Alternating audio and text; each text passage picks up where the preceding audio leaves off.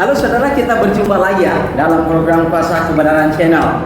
Saudara, pada saat ini kita akan menjawab pertanyaan yang diajukan minggu lalu. Yang menjadi pertanyaan minggu lalu adalah, apakah dengan Anda bertobat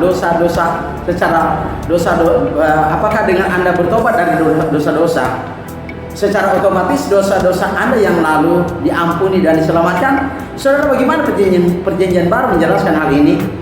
Dan saat ini saudara, kita akan membahas bagaimana perjanjian baru menjelaskan hal ini. Dan sebelum kita akan membahasnya bersama saudara, mari kita satu dalam doa. Kita berdoa. Bapa kami di surga, Allah Bapa yang Maha Kuasa, pencipta langit, bumi, laut dan segala isinya. Pada saat ini kami bersyukur dan berterima kasih kami berjumpa kembali walau melalui media ini. Bapa di surga, dalam pekerjaan-Mu biarlah kami akan mendengarkan sabda firman-Mu. Biarlah firman itu dapat kami dengar. Dengan demikian kami dapat mengerti, memahami dan mentaati dalam kehidupan kami setiap hari. Pimpin acara ini dalam pemberitaan-Mu Bapa, dari awal hingga akhirnya dengan tidak kurang apapun. Dalam nama Yesus kami bawa doa kepadamu. Amin. Saudaraku yang saya kasih dalam kasih Kristus, tema kita pada saat ini adalah pertobatan menghentikan murka Allah. Sekali lagi, tema kita adalah pertobatan menghentikan murka Allah. Saudara, tujuan daripada pertanyaan ini adalah mengajarkan kepada kita bahwa semua manusia dalam kolom langit ini harus bertobat dan harus dihapus dosa-dosa yang lalu. Kalau tidak, saudara, maka kita akan bertemu atau kita akan dihukum oleh murka Allah itu sendiri. Nah saudara yang saya kasih dalam kasih Kristus, sebelum kita akan menjelaskan atau sebelum kita membahas bersama, mari kita membaca firman Tuhan yang terdapat dalam Kisah Rasul pasal 2 ayat 38. Saudara, Kisah Rasul pasal 2 ayat 38 dalam terjemahan Indonesia Yunani dikatakan begini saudara. Jawab Petrus kepada mereka, bertobatlah dan hendaklah kamu masing-masing dibaptis dalam nama Yesus Kristus untuk pengampunan dosamu, maka kamu akan menerima karunia yaitu Roh Kudus. Saudaraku yang saya kasih dalam kasih Kristus, kita akan menjelaskan atau kita akan menjawab bersama bagaimana pertanyaannya dijawab oleh Alkitab dengan pertanyaannya adalah, apakah dengan kita bertobat dari dosa-dosa, apakah secara otomatis dosa-dosa kita yang lalu diampuni dan diselamatkan? Saudara, bagaimana perjanjian baru menjelaskan ini? Saudara, perjanjian baru menjelaskan kepada kita tidak seperti itu saudara. Perjanjian baru justru menjelaskan kepada kita bahwa mulai Kisah Rasul pasal 2, ketika Petrus berkata kepada orang-orang waktu itu bahwa kamu yang membunuh Yesus, bukan berarti secara otomatis saudara dosa mereka ketika mereka bertobat, dosa mereka diampuni. Tidak saudara, tapi ada solusi yang diberikan oleh Petrus. Yaitu apa saudara? Yaitu mereka harus bertobat dan memberi diri dibaptis. Saudara, ketika kita bertobat, bukan berarti dosa-dosa yang kita lakukan yang lalu, bukan berarti secara otomatis diampuni. Tidak saudara, dosa-dosa yang kita lakukan yang lalu itu masih ada. Nah, cara mengampuninya, perjanjian baru menjelaskan adalah kita harus dibaptis saudara. Kita harus dibaptis, yaitu kita harus masuk ke dalam air supaya dosa-dosa kita yang lalu itu diampuni. Pertanyaannya adalah, kenapa harus dibaptis? Karena Petrus menjelaskan Kisah Rasul 2:38, baptisan itu adalah jalan keampunan dosa. Sekali lagi saudara, baptisan adalah jalan keampunan dosa. Berarti selagi kita tidak dibaptis, maka dosa-dosa kita tidak ada solusi, tidak ada jalan untuk pengampunan. Oleh sebab itu penting bagi kita bahwa ketika kita berdosa, kita harus dibaptis untuk diampuni dosa-dosa kita. Itu yang disebut dengan pengampunan pertama saudara.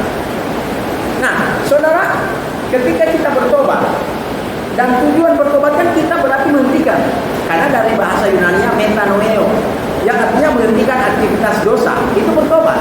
Bukan berarti menghapus dosa-dosa kita yang lalu kan. Nah, untuk menghapus dosa-dosa yang lalu yang kita lakukan, sama seperti Petrus katakan kepada orang Israel yang telah membunuh Yesus, dan mereka membunuh Yesus kan berdosa, mereka berdosa.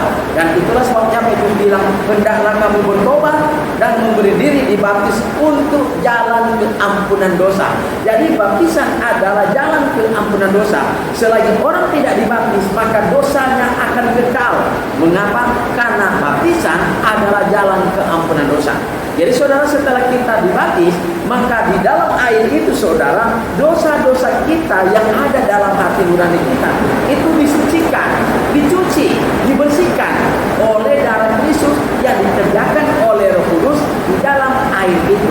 Itu dijelaskan Kolose 2 ayat 24. Dan saudara, di situ dijelaskan kepada kita bahwa ketika kuasa Allah bekerja, maka darah Kristus yang digunakan oleh kuasa Allah itu mencuci hati nurani kita. Dengan demikian, itulah sebabnya kenapa baptisan itu adalah jalan pengampunan dosa, karena harus terjadi di dalam air. Kuasa Allah tidak bekerja di luar air, saudara. Semua harus bekerja di dalam air atau di kubur air itu, sebagaimana dijelaskan oleh Kolose 2 ayat 12. Dengan demikian, bahwa dosa-dosa kita yang lalu diampuni harus melalui baptisan ketika kita bertobat. Itulah sebabnya pertobatan adalah menghentikan murka Allah. Ketika kita berhenti melakukan perbuatan dosa, maka kita harus diampuni dosa-dosa yang lalu, yaitu melalui baptisan. Dengan baptisan itu, pertama saudara, memutuskan hubungan kita dengan kerajaan setan, yaitu kita tidak lagi berhubungan dengan setan. Itu yang pertama. Yang kedua saudara, dosa kita diampuni, disucikan, dibersihkan, disterilkan, ya.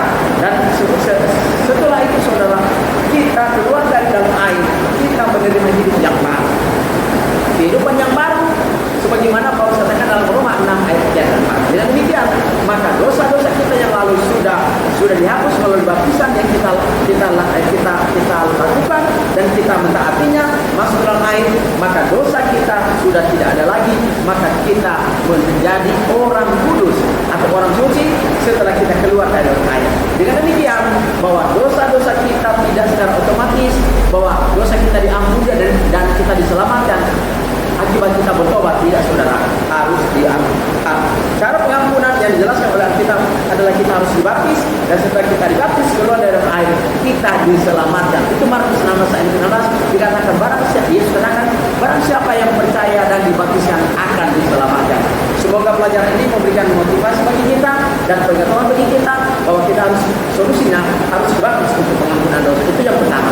Yang kedua saudara adalah ketika kita melakukan dosa, setelah kita dibaptis, apakah juga kita untuk diampuni kita dibaptis kembali? Tidak saudara. 1 Yohanes 1 ayat 9, kalau kamu mengaku dosa kamu, maka Allah itu setia mengampuni dosa kamu. Jadi itu pengampunan yang kedua.